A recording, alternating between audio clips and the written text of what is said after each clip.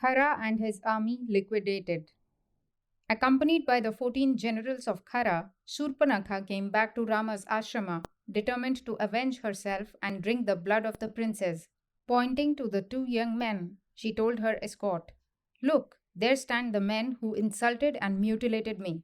Slay them immediately." Rama understood the situation at once and told Lakshmana, "Take care of Sita for a while I deal with those fellows."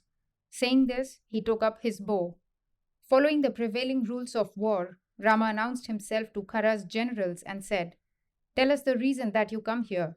Know that we are here in the forest at the bidding of the rishis for the purpose of destroying their enemies. If you wish to escape with life, leave us alone." But the Rakshasas wanted not peace, but war, and the battle began. It did not take long for Rama's arrows to annihilate the Rakshasa generals. Once again, lamenting loudly, Surpanakha went to Khara. The destruction of the powerful detachment he had sent was inconceivable. He could not believe it. He sought to soothe his disturbed sister with soft words. "I have sent warriors unconquerable, each one like Yama. They must have by now fulfilled their mission. Why do you weep? Why need you bewail while I am here?" Surpanakha rose and, wiping the tears from her eyes, said, "True, you sent your 14 warriors with me, but the 14 now lie stiff and cold in death, slain by Rama, whose skill with weapons baffles description. If you have a spark of pride in you, start at once, fight with Rama and save the Rakshasa race. If you do not, the destruction of our people is certain. But if you are afraid, tell me so and I shall understand. These young men who have entered your satrapy are determined to destroy your race, unless you first meet and destroy them." These words, spoken by his sister in a loud voice before all his courtiers, pierced Khara's heart. "Why do you speak thus terrified by a puny human being? Hold yourself in patience for a moment and you will have his blood to drink." So saying, Khara rose. "Do not go alone," she said. "Take your army with you." Khara gave orders accordingly. A great army, fully armed, went in advance under the leadership of Dushana.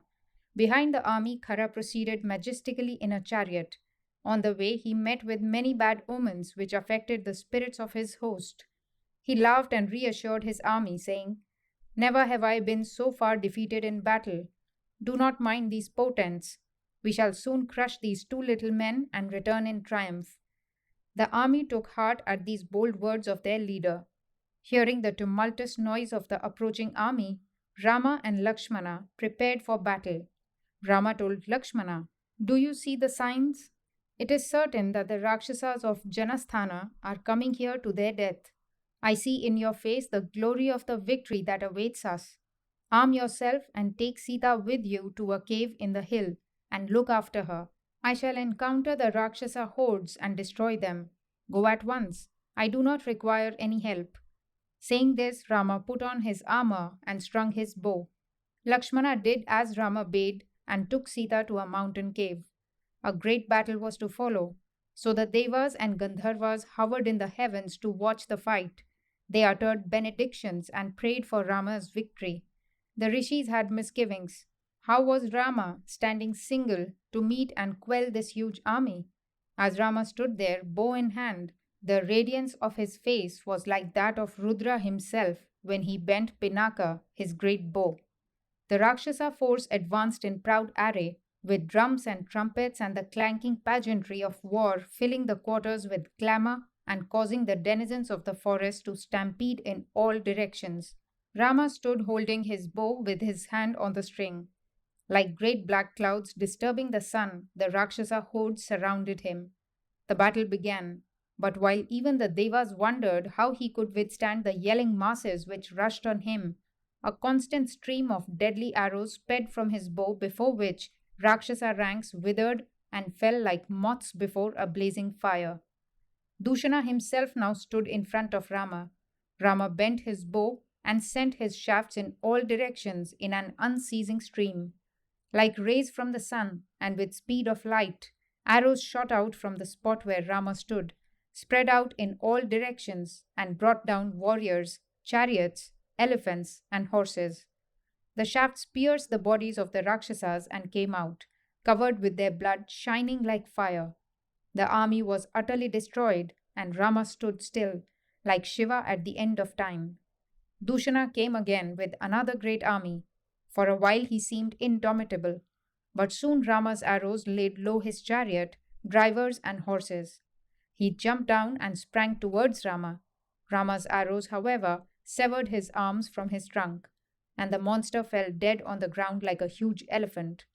Other Rakshasas, who saw Dushana falling, rushed against Rama and were also slain by the arrows that sped from his Kodanda. In this way, the whole army of Khara was destroyed. It had come roaring like an ocean, and now it lay still, a mass of corpses and severed limbs, and derelict weapons and broken chariots. Only Khara and Trisiras remained.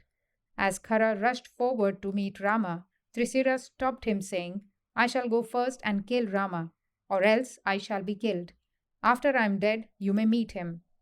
The three-headed Rakshasa mounted on his chariot attacked Rama with his arrows. Rama met them with arrows that hissed like deadly serpents. At last Trisiras collapsed and fell spitting blood. His followers fled like deer. Khara, seeing this, cried, Hold! To the fugitives and directed his chariot against Rama.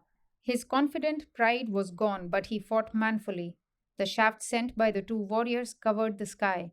Khara stood like Yama in his chariot, sending his stream of arrows. For an instant, Rama leaned on bow. In that interval, Rama's armor was pierced by Khara's arrows and showed the prince's body shining like the sun. Rama now took up the bow of Vishnu and laid low Khara's chariot and cut his bow in twain. Khara then took his mace and approached Rama. The Devas and Rishis watching the battle became anxious and renewed their benedictions. You have been a terror and a plague to mankind, exclaimed Rama. Strength of body is no protection to an evildoer. You have persecuted and killed rishis engaged in penance in the forest. You will now receive the punishment due for these sins of yours. The spirits of the rishis whose flesh you fed on are now witnessing your punishment from their aerial chariots. I have come to the Dandaka forest to destroy wicked Rakshasas. My arrows will pierce the bodies of all your kinsfolk. Your head will soon roll on the ground like a ripe fruit. Human worm, exclaimed Khara, son of Dashratha, have done with boasting. You are proud because you have killed a few common Rakshasas. A hero boasts not as you do. Only a Kshatriya banished by his people can talk boasting like this. You have shown you can brag. Let us see now if you can fight. Your words have blazed up like burning straw with little heat or life. Here I stand, mace in hand, like Yama to take your life. Evening approaches. Be prepared to lose your life. I am here to avenge the death of these my followers whom you have killed. So saying, he whirled his mace and hurled it at Rama. The mace was split by Rama's arrows into splinters which fell harmless on the ground. Have you finished speaking, Rakshasa? Now you shall die. This forest will be safe hereafter, and the rishis will live in peace, said Rama.